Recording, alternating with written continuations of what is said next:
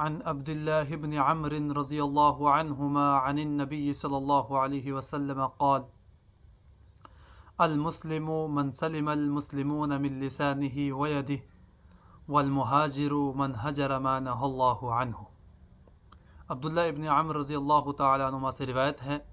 کہ اللہ کے نبی صلی اللہ علیہ وسلم نے ارشاد فرمایا کہ مسلمان وہ ہے جس کی زبان اور ہاتھ سے دوسرے مسلمان محفوظ رہیں، اور مہاجر وہ ہے جو ان بری باتوں سے، ان بری چیزوں سے رک جائے جن سے اللہ رب العالمین نے اسے روکا ہے، منع فرمایا ہے۔ امام بخاری رحمۃ اللہ علیہ نے یہ حدیث بیان کرنے کے بعد فرمایا کہ اگرچہ اسلام کی بنیاد 5 چیزوں پر قائم کی گئی ہے، لیکن اس کے آگے کچھ ایسی چیزیں ہیں، کچھ ایسی اچھی خصلتیں ہیں جو اگر مسلمانوں کے اندر پائی جائیں تو وہ کامل مومن کہلانے کے حقدار ہوتے ہیں۔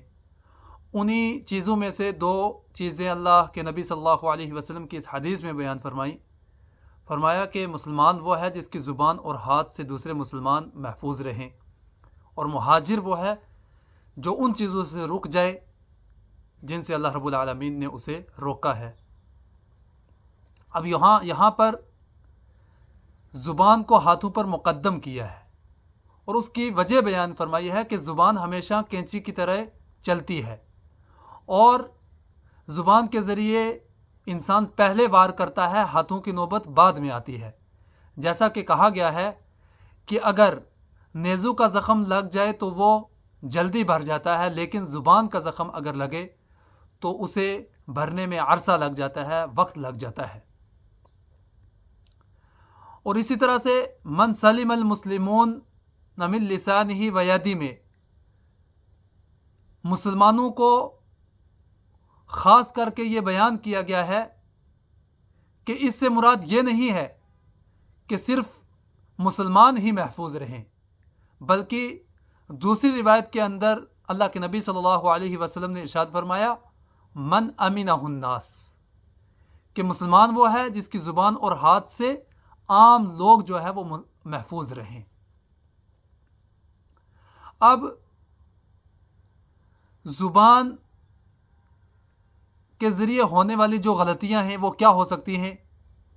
تو فرمایا گالی گلوچ، اسی طرح سے چغلی کرنا، یہ وہ چیزیں ہیں جو زبان کے ذریعے ہوتی ہیں، جو زبان سے ہوتی ہیں۔ اور ہاتھوں سے ہونے والی چیزیں قتل و غارت گری ہو گئی، مار پیٹ ہو گئی، ڈاکہ زنی ہو گئی، یہ چیزیں ہاتھوں کے ذریعے ہوتی ہیں۔ اور امام بخاری رحمۃ اللہ علیہ نے حدیث کے دوسرے جز میں بیان فرمایا والمہاجر من ہجر ما نہی اللہ عنہ، کہ مہاجر وہ ہے جو ان چیزوں سے رک جائے جن سے اللہ رب العالمین نے منع فرمایا ہے۔ اب ہجرت کی تعریف کیا ہے، مہاجر کی تعریف کیا ہے؟ فرمایا کہ اس کی شرعی تعریف یہ ہے کہ دار الحرب سے دار الاسلام کی طرف، دار السلام کی طرف جو ہے وہ منتقل ہو جانا۔ لیکن یہ جو تعریف ہے یہ ظاہری تعریف ہے، حقیقی تعریف یہی ہے جو اس حدیث کے اندر بیان فرمائی کہ ہجرت، مہاجر وہ ہے جو ان بری چیزوں سے رک جائے جن سے اللہ رب العالمین نے منع فرمایا ہے، اور یہی وہ حقیقی تعریف ہے جو قیامت تک ہر جگہ ہر طرح سے باقی رہے گی۔ اللہ رب العالمین ہمیں صحیح معنوں میں کتاب و سنت کے مطابق زندگی گزارنے کی توفیق عطا فرمائے، آمین۔ والسلام علیکم ورحمۃ اللہ وبرکاتہ۔